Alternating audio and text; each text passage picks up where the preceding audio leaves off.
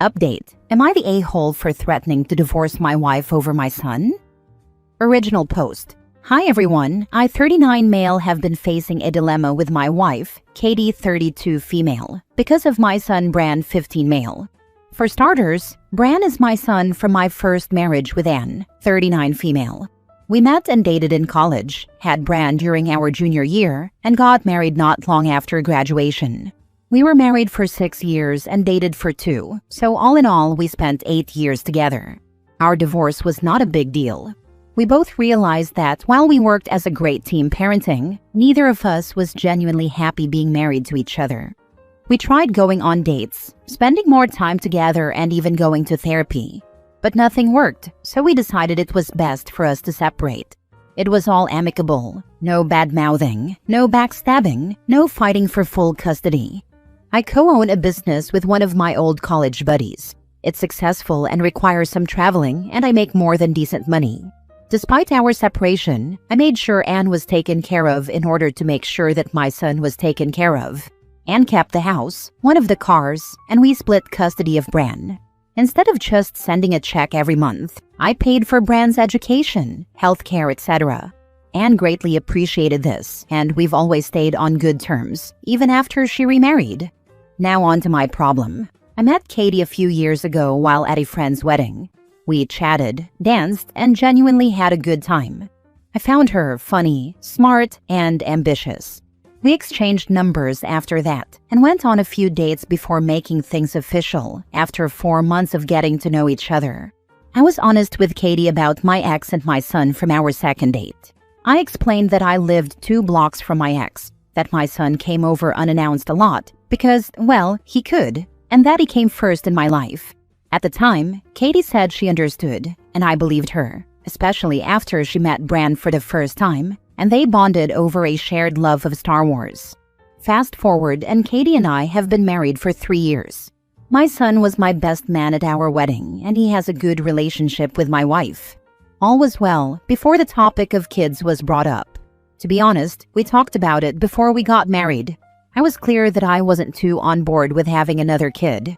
Again, Katie said she understood and that she was okay with not having kids. But 2 months ago, she sat me down and asked if I'd consider having a kid with her. I was a little taken aback and told her I'd think it over. My wife was a little pissy that I didn't give her an immediate answer, but said she'd give me time to think. Well, that was 2 months ago, and finally last Sunday, my wife brought it up again, impatient and demanding that I give her a straight yes or no answer. Not wanting to hurt her feelings, I said no, that I saw no point in having a baby at the moment, but that we should revisit the topic in another year or so. I thought it was a reasonable response, but I guess it was the wrong one. My wife blew up at me, shouting about how she'd been understanding and patient all this time, that she'd been putting up with my past memories and accepted my flaws as a partner. I was so shocked and confused, especially by the past memories comment, and asked her what she meant by that. Her explanation shocked me to my core. Turns out, Katie saw my son and my ex as a flaw of mine. Apparently, they are in the way of us truly being happy. She went on to say that she'd been waiting for me to finally move on from them and put her first, which made no sense to me. Sensing my confusion, Katie kept explaining. Apparently, I should only send my ex a check monthly instead of paying for my son's education and other important things. I let Bran come over too much. I attend events where my ex is present, such as soccer games, holidays, birthdays, and an occasional family reunion between my family and my ex's family. Oh, and talking privately to my ex. That's a big red flag according to my wife. All this left me shocked. Like, how is me being a good present dad a bad thing? How is texting my ex about big birthday gifts, school trips, and finances related to Bran a red flag? And besides, the event thing made no sense. Did she really expect me to miss out on moments with my son just because of my ex who is married? The answer? Yes. She basically said that she wanted me to be more like a weekend dad and put her above my son because I'm her husband and she should come first in my life. We had a huge argument and a lot of truths she'd kept hidden came out. I threatened to divorce her if she kept acting like this because she's clearly been lying to me for years about how she felt, and now her true colors have come out. She blew up at me and is now staying with her parents, not answering my calls or texts. I love my wife, but my son is my main priority. And yes, I'm friendly but respectful with my ex. We communicate through texts and see each other occasionally at the store, a soccer game, or holidays, where we're never alone together and only speak about Bran or trivial matters. I apologize for this being so long, but I felt like putting the right information was important. So, am I the a-hole for threatening divorce after finding out how my wife actually thinks about my son? Now for the top comments before reading the updates. Not the a-hole. Unfortunately, I doubt she will ever change. She needs to be told bluntly that she will never be a bigger priority than your son, and you would never give up time with your son because of her jealousy. Seems like your only flaw was marrying her. Not the a-hole, but if she comes back and love bombs you, beware of a baby trap. Wanting to isolate you from important people in your life is a huge red flag. And if you were a woman writing this, everyone would be pointing out how this is a form of abuse. The same point applies to you. What I don't understand is why you're just threatening and not filing for divorce. This woman seems to see your son as someone you'd get over, as if he's an illness and not your child. She wants you to be an absentee father to your son and yet have children with you. She's threatened by a woman you moved on from before you ever met her. You laid out for her the role your son has in your life, your lack of interest in another child, and yet she wants to make you over in some imaginary image she has of you. Although I will say, you telling her you might consider another child in a year or two was a bit passive-aggressive. She's shown you who she is. Believe it. Now call a divorce attorney. Now for the first update. Hi everyone. Thanks so much for the support and advice. I really appreciate it. I would have updated sooner, but things are kind of messy at the moment. 3 days ago, I went to my wife's parents' house in hopes of talking things out with Katie. We sat in the living room with her parents in the kitchen nearby in case things got heated between me and my wife. I asked if she really meant what she said about Bran, and she just shrugged. I asked if she hated him, and she said no, but she does think it's unnecessary how much time I spend with him. Here's where I might have been an a-hole. I asked if the roles were reversed. How would she feel if I had a son with her but neglected him in favor of a new wife? She got pissed and started calling me every name in the book, shouting about how I shouldn't shove the fact that she doesn't have a kid yet in her face. Her parents came in and got her to calm down.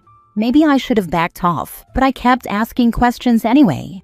I asked if she would have neglected Bran if I'd had a baby with her earlier. She only said she would have prioritized that kid. I then asked why she's mad that I prioritized my son, when she admitted she'd prioritized the imaginary baby over her stepson, and she didn't answer. I said I wanted to go to couples therapy. She refused and said that I'm blowing things out of proportion and making her out to be the bad guy. That wasn't my intention, so I apologized, but she just asked me to leave. Before I left, I tried kissing her, but she backed away. I asked if she'd be home for Thanksgiving, and she said no. Before leaving, I told her that I'd be speaking to a divorce lawyer after the holidays, and she refused to even look at me. I think it's the end. I love Katie, but after everything that has come to light, it doesn't seem like there's anything left of my marriage to save. Skip forward, and Katie and I have been married for 3 years. My son was my best man at our wedding, and he has a good relationship with my wife. All was well before the topic of kids was brought up. To be honest, we talked about it before we got married. I was clear that I wasn't too on board with having another kid. I can't help but wonder if you were as clear with her as you make it sound on first pass. The first reason is what I quoted, which is why I'm asking you to better explain how it came up. Obviously, the kids' talk is something that should happen before the rings come out, and you already have one. I'd think it's a subject both of you are eager to handle, albeit for different reasons. So your use of, to be honest, is strange to me, as it comes off almost guilty to me in comparison to something I'd expect you to be a bit more declarative about. Something more like, we even discussed it before we got married and I told her in no uncertain terms and she was fine with it, kind of thing. But there is a tepidness to your description, which brings me to the other part of this excerpt where you say something that strikes me as very oxymoronic. You were clear that you weren't too on board. I'm sorry, but that is not exactly definitive, and false hope is a weed that will thrive in even the dimmest light shone on it. Now here we are with you threatening divorce, which doesn't make you an a-hole, but it does seem to fit the theme. It's kind of like brandishing a weapon without putting it to use. It makes you seem unsure and gives the other person a chance to counterattack. Maybe that was your intention, to seem unsure and to give her a chance to talk you out of it. I know this isn't your first divorce, but it sounds like your first one was above average in its smoothness and amicability, so maybe it spoiled you a little. Maybe it's something else entirely. I'm honestly not sure, but there's enough uncertainty swirling around that I find myself curious. We had the talk a few weeks before our wedding. Katie initiated the conversation while we were cooking together one night. She asked me if I saw myself having kids with her. I was honest and said that I wasn't too certain about having another kid soon or in the future. I then asked her if my answer was no. Would that be a problem for her? And she said no. We kissed and focused back on cooking, and the topic was never brought up again until recently. Your comment did make me question myself, and I am now wondering if I unknowingly gave her hope that my answer would change from a maybe to a yes not long after that conversation. Even now, I am unsure if I'd ever want another kid, with Katie or someone else. The thought just gives me mixed feelings. Also, I did not see threatening divorce as a weapon of any sort. Currently, I am struggling between divorcing her and wanting to fix our marriage. I really love Katie and the life we built together. However, the rational part of my brain is telling me to end things and keep her far away from my son. The things she said about my son have left me hurt and disgusted. But are they enough to end my marriage? This is the question I keep asking myself, even though the answer is obvious. It's not your fault, but in the future be emphatic that the answer is no. Both women and men will have hope that your mind will change otherwise. It is human nature to believe you will get what you most desire in the end. Second update. After a recent reevaluation, I've decided to file for divorce. I haven't yet and don't plan to until after the holidays, but my marriage is definitely over. I know I've been hesitant about whether or not to end things with Katie, but now I know for sure that I can't stay with her. Let me explain. Katie came home on Sunday after Thanksgiving. She looked tired, like she hadn't been sleeping, but she also looked really sad. We sat down in the living room to talk, and what I learned shocked me to my core. She's pregnant. I was shocked and still am. How did I not notice? Why didn't she tell me? The reason still has me reeling. Turns out, Katie was trying to baby trap me. Yeah, you read that right. When she first brought up the topic of kids again, she apparently had baby fever and realized that she really wanted one. After I, in her words, turned down the chance of ever having kids with her, she was furious at me. Katie explained that after our conversation, she talked it out with a friend who suggested baby trapping me. This friend apparently assured Katie that I loved her too much to just leave her with a baby, and that I would change my mind once the baby was born. Katie, being a total idiot, believed her and hatched a plan to get pregnant. This next part made me freaking livid. Katie confessed to poking holes in my condoms and stopped taking her birth control. I don't know the full timeline or how far along she actually is, but my guess is a bit over 2 months. After my second rejection to having more kids and the blow-up that followed, Katie, now pregnant at that time, realized that my main priority was, and still is, Bran. That I wouldn't put a new baby first over him. Nor would I limit or cease interacting with my ex-wife. She said that this realization is the reason she left to stay with her parents, as she feared what would happen next. Throughout all this, I was pretty quiet, taking it all in. I didn't really say much. I just told her that I'll be filing for divorce and would like for her to move out as soon as possible. I left and drove around aimlessly for hours, alternating between crying and raging, which is embarrassing to think about now. Not much has happened since then. Katie refused to leave for a few days, begging and saying that we can fix our marriage and have a happy family with a baby. But I can't do that. For starters, she still believes what she said about Bran. Not only that, but she tried to freaking baby trap me. Like WTF? All trust is broken between us, and I genuinely don't think I could ever forgive her. I'm not really sure where to go from here. Divorce is a no-brainer, but Katie is still in the house, still begging me not to leave her, promising to go to therapy and work on herself.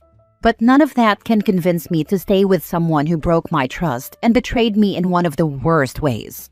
How do I tell my family, Her family, friends, what should I say to Bran?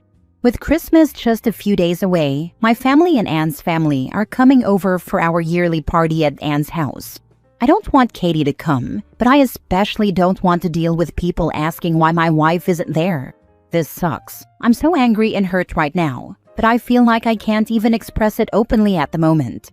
So where do I go from here? How do I go about telling people? Most importantly, what the heck am I supposed to do about the baby? She committed stealthing, which is a form of rape. I'm sorry, but you need to reconsider this marriage. Don't worry, I'm already planning on divorcing her. And while it may sound cowardly, I don't really want to think about the fact that my wife basically SA'd me. You didn't do anything wrong. You were frank the whole time, but she decided to bet on the most stupid manipulation a woman can do. There is no going back to this marriage. But if the child is yours, I hope the same love you give to Bran, you give to this innocent child who is not to blame for her mother's actions. You've achieved a great relationship with Bran. You'll manage to be a good father to this unborn child, but maintain communication with the mother via a co-parenting app and lawyer.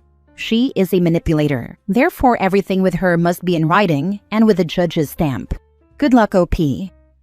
I believe the unborn baby is mine. I have no reason to think otherwise at the moment. Therefore, I plan to be involved in the child's life.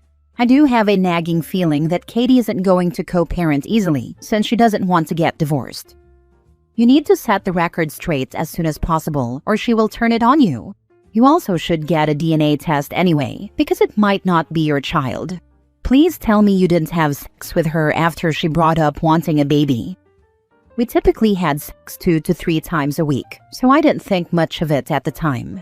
And I don't believe Katie would have cheated on me to get pregnant. You used to believe Katie loved your son. Katie isn't the woman you thought she was. You should get the test anyway. I've come to terms with the fact that she's not the woman I thought I married. I dislike thinking that she went so far as to cheat on me to get pregnant, but I now realize that a test is necessary for my peace of mind, at the very least. Now for the present update 11 months later. Hello everyone. I know it has been a while since my last update, and for that, I apologize. It's been a crazy year so far. I also want to thank everyone for all the support and advice. It's meant so much to me. I know you all probably want to know how the situation is going, so I won't waste any more time. So much has happened, so I'll try to organize everything without going into a lot of detail. Me and Katie's relationship. My divorce from Katie was finalized back in April of 2025. It was mostly thanks to Katie's parents that the divorce went so smoothly. For context, after the new year, I sent out a long email to my parents and Katie's parents explaining everything, from the baby trapping to what she said about Bran, and that I was planning to divorce her. I laid it all out for them, and after a week of silence, my father-in-law, Katie's dad, personally reached out to me and apologized on behalf of his daughter. He also said that he and his wife would support my decision to divorce Katie and make sure she didn't cause any problems for me. I didn't find out until later, but her parents had threatened to cut her out of their will if she refused the divorce any longer. In the end, I kept my house, as I'd had it long before I met Katie, and it's always been in my name. I also kept my car. As for money, Katie and I always had separate bank accounts, except for a joint account that we used for bills, groceries, Wi-Fi, etc. We did a 50-50 split of the joint account. I do have to pay her alimony and child support, which I'm all right with. As for Bran, after the new year, I had a sit down with Anne and her husband because he's also very involved in my son's life. I told them about everything that was going on between me and Katie, and what Katie had done. We ended up sitting Bran down with all 3 of us there. I told him the truth about what Katie said and how she felt toward him, that she had lied for years and hidden who she really was. Bran took it pretty well. He was upset, of course, and asked a lot of questions. But ultimately, he asked if I was okay and if this meant that I had to move away. I firmly said no and that I wasn't going anywhere. Bran was quite happy about that and gave me a long hug. And yes, I did tell him about the baby, but not about how it came to be. Just that it was an unexpected accident. He's a smart and tough kid, but he's still a kid. He doesn't need to know about it just yet. I'll tell him when he's older.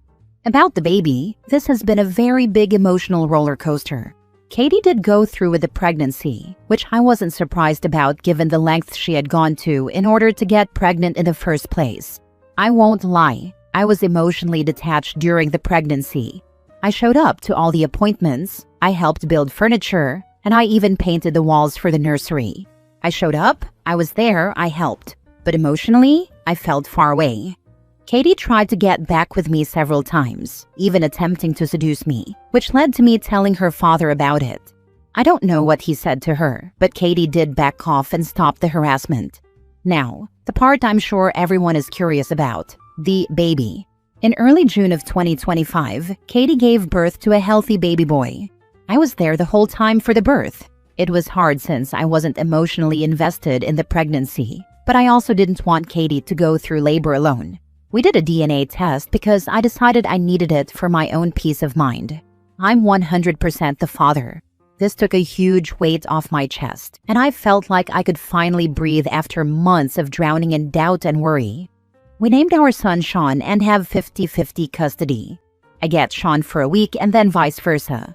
Bran loves his baby brother, although he does complain about the noise at night, so Anne and I agreed to let Bran sleep at her house during the weeks that I have Sean over. In the end, I have another son whom I've been getting to know. Learning to care for a baby feels like I'm doing it for the first time again. It's scary but fun. I didn't miss changing diapers and will eagerly wait for the day that Sean is old enough to stop using them. Baby is healthy and hitting all his milestones on time. I can now say that I've been divorced twice, which isn't something I thought I'd ever have to say. I'm definitely taking a break from dating for a while, maybe forever honestly. Also, I thought I'd share some happy news. Anne and her husband are pregnant. She's due in December and I'm very happy for them. They're great people. Bran is taking all these changes in life like a trooper, though we did put him into therapy just to make sure he has another person to talk to. This post is already very long, so I'll end it here. I'm not sure if I'll post again, but thank you to everyone who has given advice and support. If anyone has questions, I'll try to answer them as best as I can. Last story. Am I the a-hole for unfollowing my ex right after he broke up with me? So, I 20 female and my ex 21 male were together for 2 years. The breakup was kind of sudden. He just texted me out of nowhere one night with one of those, "Thank you for everything, I wish you the best" type of messages. No explanation, no real closure, nothing. I was honestly shocked, mostly because he chose to end it like that over text. So I answered him, and a few minutes later, I saw him posting those "trust God's timing" or "everything happens for a reason" kind of quotes on his story. And since he had literally left me on red and broken up with me that way, I found it super disrespectful and fake. So I unfollowed him right away.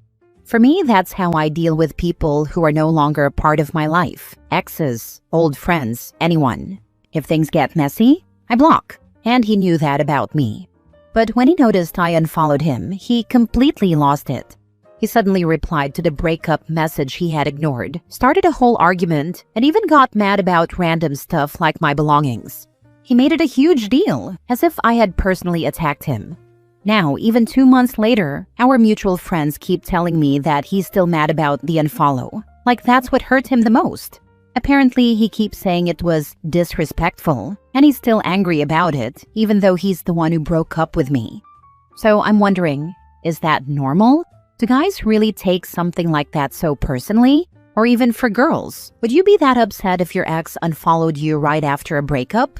I genuinely don't know if I crossed a line or if he's just acting out of ego. Not the a-hole. If you're in a relationship, it's logical to not want to be unfollowed or blocked. Once the relationship ends, that goes right out the window. The second he breaks up with you, you're welcome and entitled to unfollow/block him as much as you want. You owe him nothing further.